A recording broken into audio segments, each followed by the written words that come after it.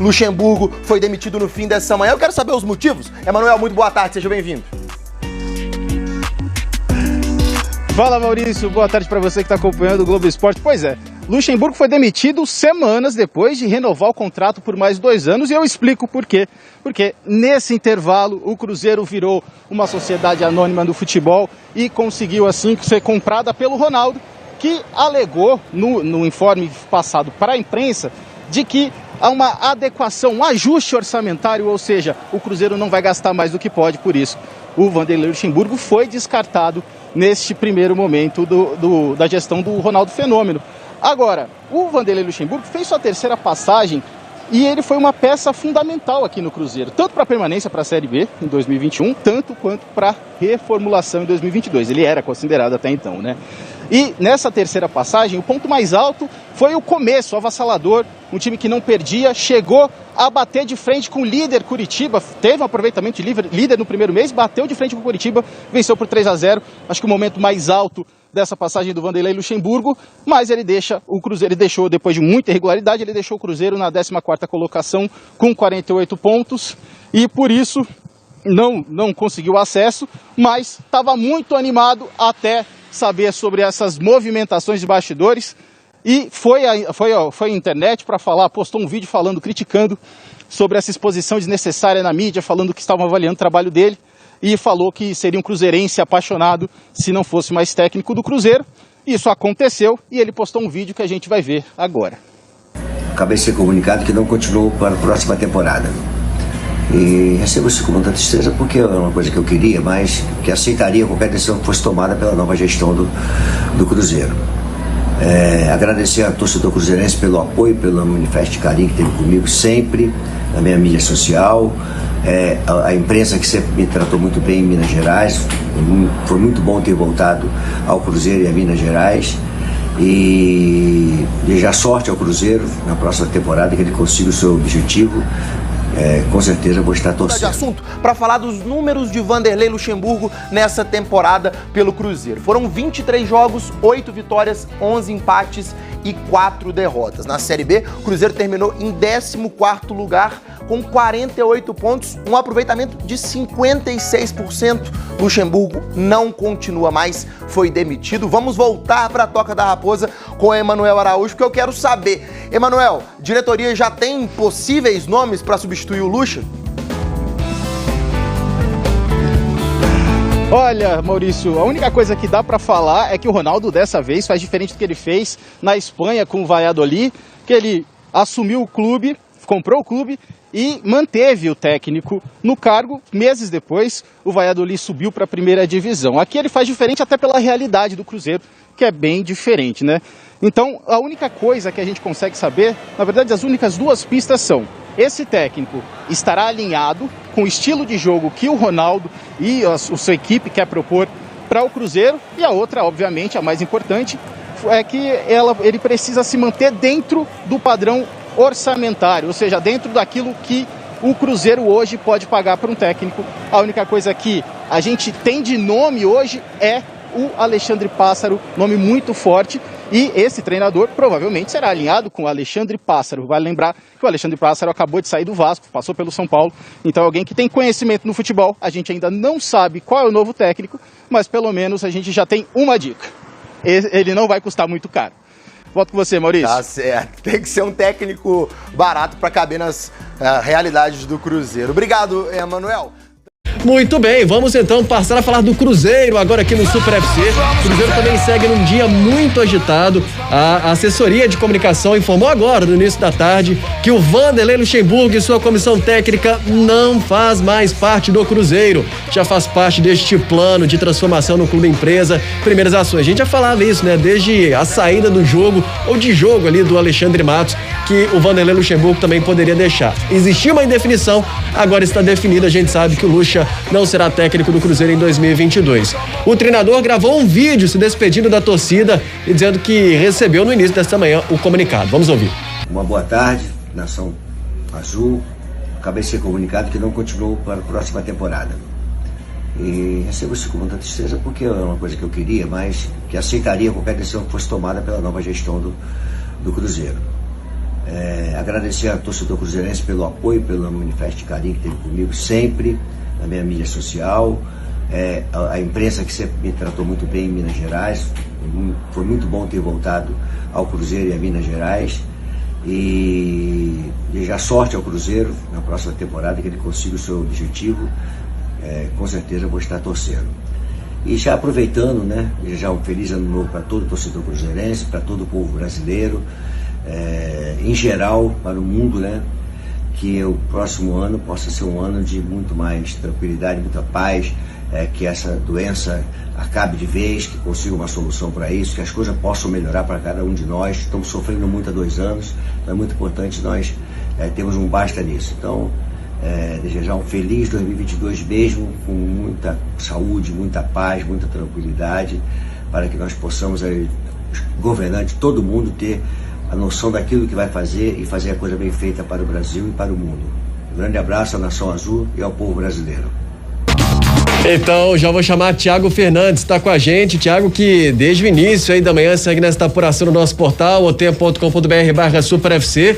Thiago, a saída do Lucha era mais ou menos aí esperada. E será que já tem um nome aí engatilhado, alguma preferência do Ronaldo, Paulo André, enfim? Boa tarde, Thiago. Boa tarde, Léo. Boa tarde, Duda. Boa tarde, pessoal que nos acompanha aqui no Super FC, primeira edição. Mais uma vez um prazer participar e poder trazer as informações para o pessoal de casa. Então, a primeira impressão é de que o Cruzeiro vai buscar agora um treinador um pouco mais barato, né? Porque diante de tudo que o Cruzeiro justificou para a saída do Luxemburgo, a ideia é buscar um treinador mais barato. A gente já havia informado lá atrás que o Fernando Diniz é um nome que agrada. Paulo André, Ronaldo Fenômeno, e seria um treinador interessante. Não houve nenhum contato com o Fernando Diniz, já procurei o Fernando Diniz, já procurei pessoal ligado ao Mano Menezes também, não houve nenhum contato com o Mano Menezes. Então agora o que a gente espera é para ver quem será o substituto de Vanderlei Luxemburgo. Vi esses 2 nomes sendo especulados, mas até o momento nenhuma procura, consulta ou proposta por esses 2 treinadores. E é curioso que o Vanderlei, quando chegou no Cruzeiro, Léo, Duda, o Cruzeiro ainda estava na zona de rebaixamento, ele conseguiu evitar uma greve bem pesada dos jogadores no momento de crise financeira do clube, com salários atrasados. Ele conseguiu manter o clube numa Série B, depois de o clube correr bastante risco de cair para a Série C do Campeonato Brasileiro, e agora acabou ficando fora dos planos do Ronaldo Fenômeno.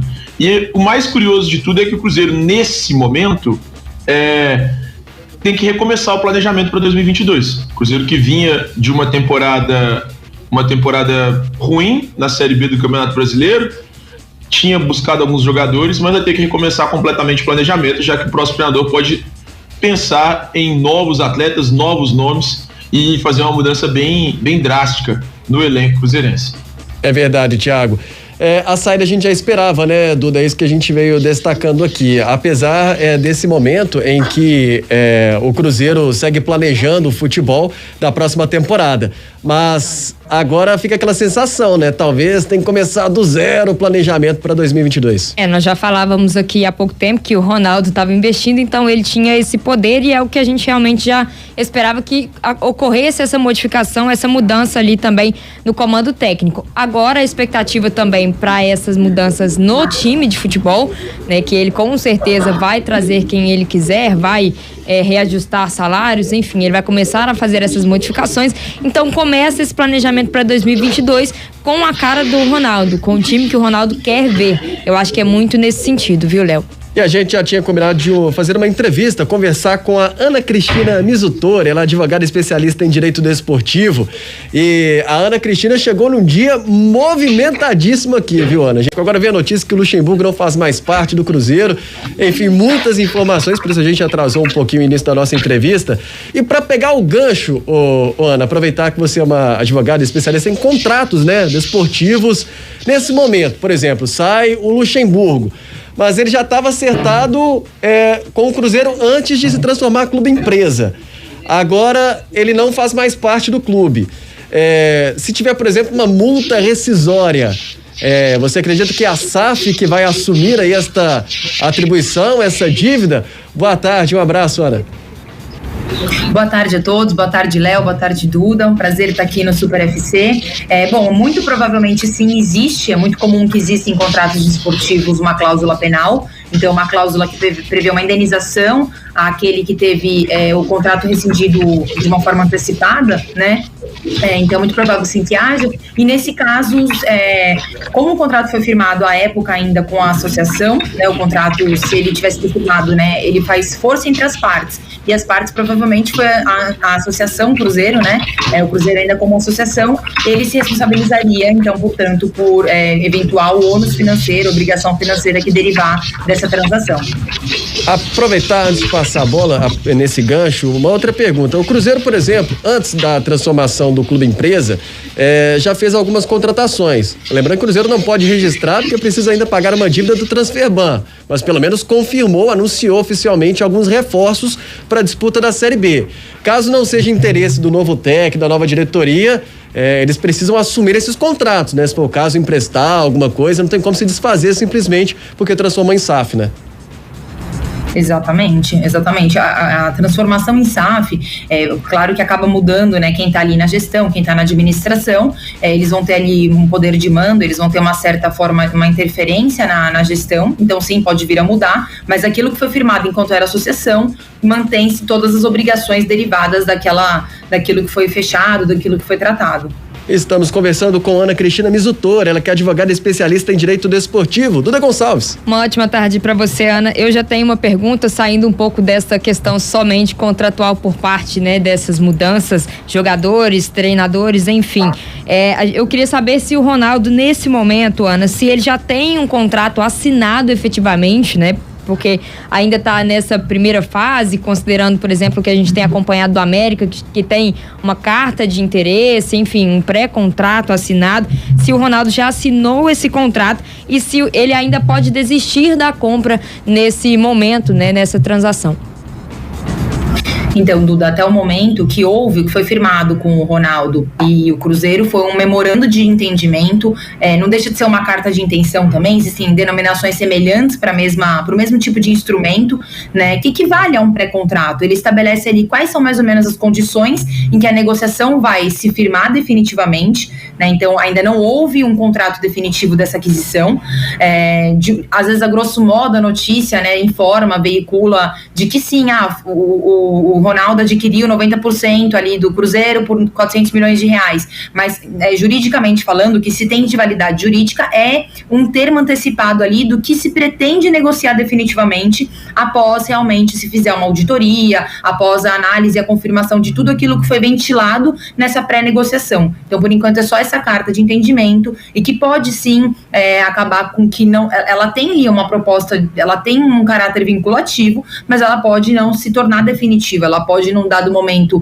se o Ronaldo verificar que houve alguma informação que não foi passado nesse memorando de entendimento, ele pode sim desistir das tratativas, né, e não vir a adquirir definitivamente o Cruzeiro, muito embora isso na prática de fusões e aquisições seja muito atípico, né, não seja uma prática normal. Muito embora seja possível, não é uma prática normal, porque quando já se assina esse memorando de entendimento, já se tem aí uma boa noção do que se espera para a negociação, já se tem uma boa noção dos instrumentos previamente apresentados entre as partes ali. Então, a não ser que realmente ele seja pego de surpresa com alguma informação que não tinha sido ventilada anteriormente, no contrário, é muito de se esperar que se siga assim após aí a auditoria ser concluída.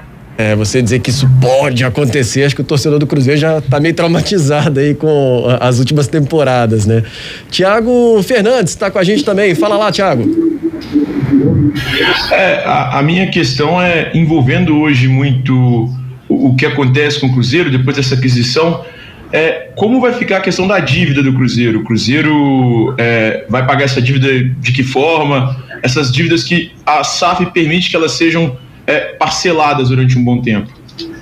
Isso, exatamente. O que acontece é mais ou menos assim, a SAF, a partir do momento em que um clube se constitui como SAF, né, a Lei 14.193, ele tem a permissão de fazer um regime de execuções centralizadas. Então ele vai na Justiça Comum e ele centraliza todas aquelas execuções, portanto, ele centraliza todos os credores que ele deve, que judicialmente foi declarado ali que ele deve. né?